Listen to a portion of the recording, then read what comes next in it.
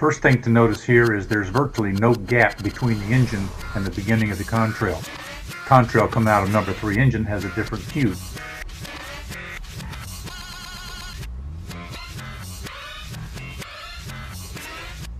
Now as we look at the contrail after the plane passes, we see that what remains is 2 different classes of contrails.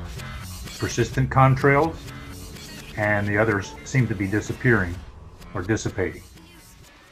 As time goes by, we have 2 distinct persistent contrails from a 4-engine jet.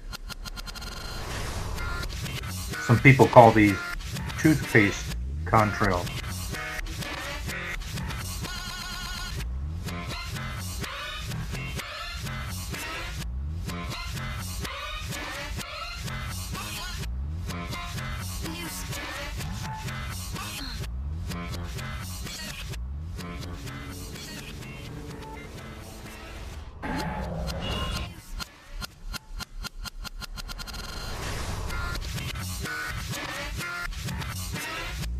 And finally, we see the gap at the end as they fall apart in different places for different reasons.